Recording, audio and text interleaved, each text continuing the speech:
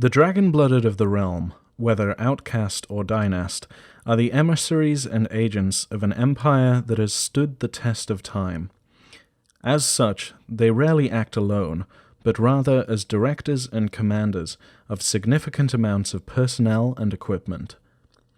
Even in the present time of tumult, each dynast typically possesses a team of well-trained household servants, a competent official staff, a company of bodyguards, a troop of preferred entertainers, and a crew of slaves with their overseers. Even the average outcast has at least a dozen human retainers to help her carry out her official duties. This staff can be turned to nearly any project the dragon-blooded desires. In the Empress's absence, the bureaucrats have aggregated an enormous degree of authority to themselves.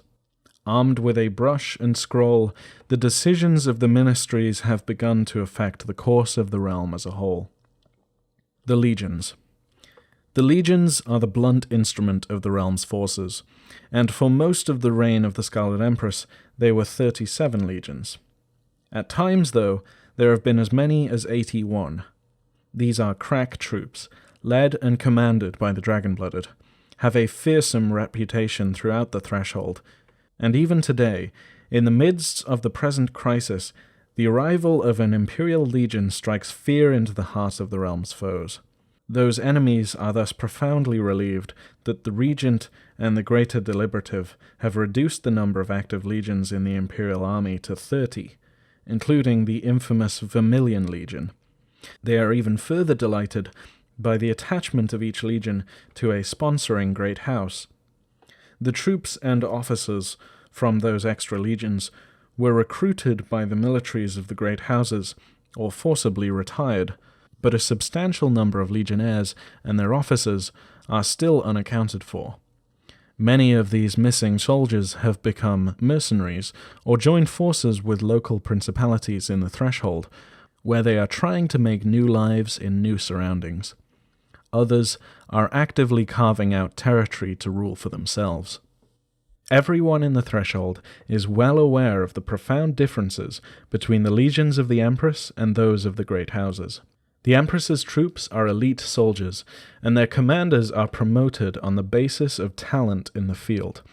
Sent into battle with adequate provisions, superior equipment, and excellent discipline, an Imperial Legion is still hardy and capable among the best military forces in creation.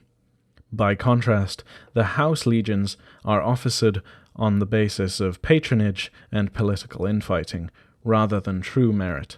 Their equipage is usually shoddy, and their discipline is lax. Moreover, the Imperial Legions tend to train and fight as unified forces, while the House Legions tend to prepare in smaller numbers, usually in half-legion formations or smaller. Each house is allowed to field up to 2 legions worth of men in the Blessed Isle, or up to 9 in the Threshold, and each house is additionally expected to deploy these legions as the Empress requests in the event of an emergency. For this reason, most of the great houses have rarely deployed their maximum allowable complement of forces. Even House Teppet has maintained only 6 legions before its fall. Each legion, whether maintained by the realm or a great house, contains roughly 5,000 soldiers trained in a mixed force of heavy and medium infantry, at least on paper. The actual average complement is often smaller, as legions are usually under strength due to battle losses, disease, retirement, or injury.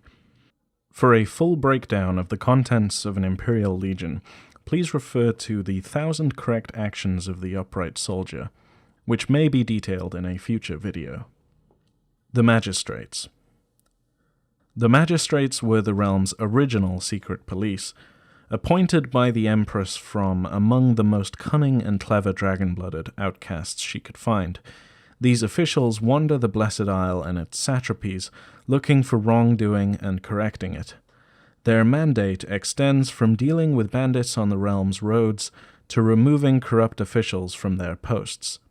Often, they handle crisis situations or direct the management of natural disasters or civil rebellion. Their goal is the assurance of stability and security throughout the realm's territories. During the Empress's reign, the magistrates had a wide latitude. Each magistrate had plenipotentiary powers and could commandeer any of the empire's resources upon presentation of her credentials. Magistrates could even execute other dragonbloods without recourse to the judiciary. The Empress alone had the power to review their decisions and actions, and now that she is gone, the magistrates are answerable to no one. This situation is hardly an advantage, however.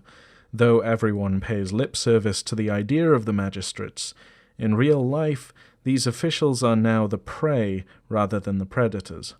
Both as individuals and as a group, the magistrates have a huge number of enemies, both inside the realm and beyond. Many of them were criminals or outlaws before their appointments, dragon's teeth, harnessed by the Empress to her will and purpose as special tools. Without the Scarlet Empress to protect them, the magistrates often find themselves hunted or hounded by their many enemies, giving rise to the derogatory term describing them as the magistracy of hares.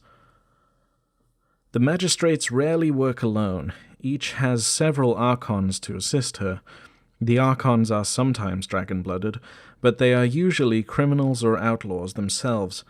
Most archons were saved from execution, and often have as many rivals and foes as their masters. Magistrates use them as spies, messengers, expert advisors, bodyguards, and assassins. Magistrates are ranked according to the number of archons they are allowed to recruit and sponsor. Those with 4, 12, 18, and 25 archons are the most common rankings. The ministers. Officially subordinate to the magistrates, the ministers of the Thousand Scales form the imperial bureaucracy of the realm. The ministers run all the day-to-day bureaucratic functions of the realm, from setting the tax rates on bolts of silk cloth to publishing the debates of the lesser deliberative. Staffed almost entirely with unexalted dynasts and patricians, with only a rare dragon-blooded among them, the ministers have shown their power and strength largely in the last 4 years. While the great houses hunted the magistrates, the ministers expanded their regulatory functions into many new areas of imperial life. Many of the ministries of the Thousand Scales are quite small. The office of the Imperial Overseer of Airships has only 1 clerk, and its minister himself is not reported to work in 16 years, for example. Many are more mundane. The Minister of Weights and Measures is responsible for keeping the realm's standard weights and measures in a special vault in the Imperial City, for example. The greatest ministers and their ministries are now helping to shape the realm's policy, however, and their opinions are sought out by the deliberative on a regular basis. A more detailed description of the specific ministries of the Thousand Scales will be detailed in a future video. The most important ministries are the Imperial Assessors, who collect the realm's taxes, the Imperial Treasury, which decides how that money will be spent, and the Foreign Office, which advises the Empress, and now the Regent, on foreign policy.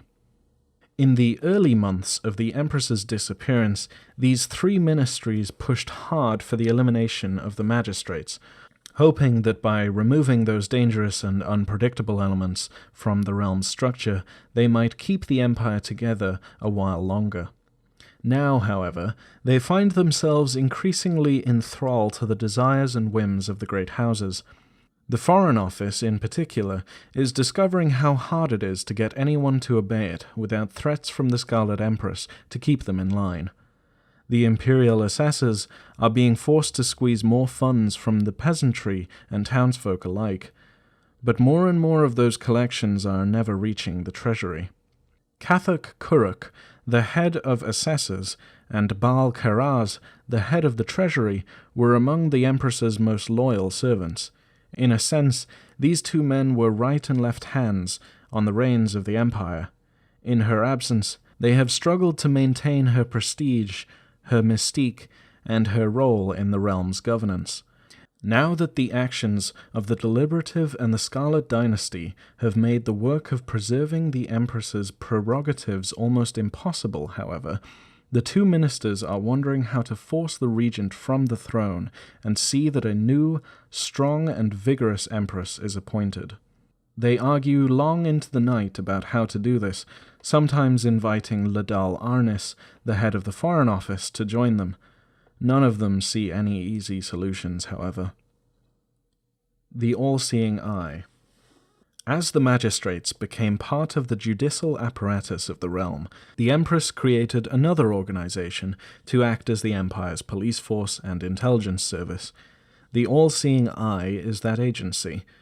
Since the disappearance of the Empress, it is one of the branches of the Imperial Service that has stayed most true to chartering its purposes: to learn what the realm's enemies are thinking, to destroy those enemies who cannot be fought on the battlefield, and to suppress potential rebellions against the Empress arising from the peasantry and the dynasty alike.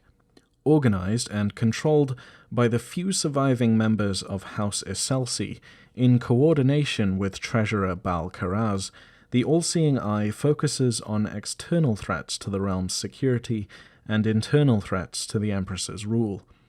The Eye's budget was approved directly by the Empress, and so were its missions and long-term programs. The Eye conducted surveillance operations against the realm's enemies in the Threshold and kept the dynasts under observation. It also authorized and performed assassinations of corrupt officials and foreign princes, and, in addition, it organized the Wyld Hunt. Since the disappearance of the Empress, the Eye has reported to Bal Karaz and to the Deliberative. While Karaz has been quite forthcoming with money for foreign operations and for programs designed to prevent peasant rebellions, the Deliberative has reined in the Eye on matters of domestic security. Most of the Eye's spy networks within the great houses have been dismantled publicly or destroyed unofficially, and the Eye has much more limited resources to create new networks. As a result, the great houses are much less carefully observed than they used to be. At the same time, the Deliberative is demanding greater access to the Eye's intelligence files and greater control over its assassin squads. The great houses are particularly keen to tap into the covert resources of the Eye for use in the civil war that seems to be brewing. Because each great house is so interested in what the other houses are doing, more of the Eye's attention is focused inward rather than outward. The realm is spending an enormous amount of time and money observing itself. In consequence, events in the Threshold are going unobserved, and therefore uncontrolled. Kingdoms are rising or expanding, boundaries are changing, and the realm has little idea what these things mean for the future. Perhaps most importantly, the Wyld Hunt is called out only intermittently these days, and the Eye is less able than ever to control what it does or how it performs. The Wyld Hunt.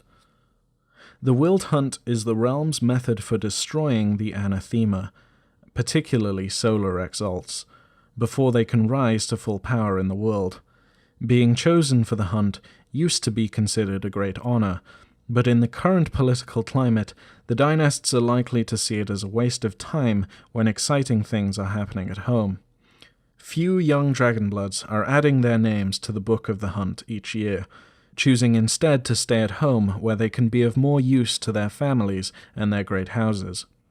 Among the older generations, serving in a hunt is considered part spiritually fulfilling duty and part noble sport.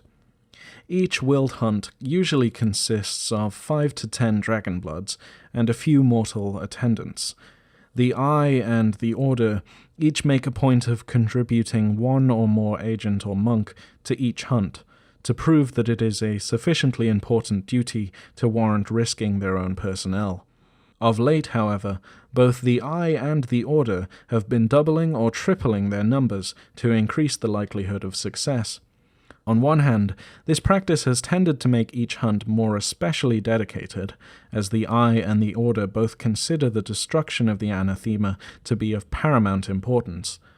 On the other hand, it has tended to reduce the overall capabilities of each hunt because fewer military officers or long-time house elders have come along on hunts with all their heirlooms, jade steel armor, and weapons.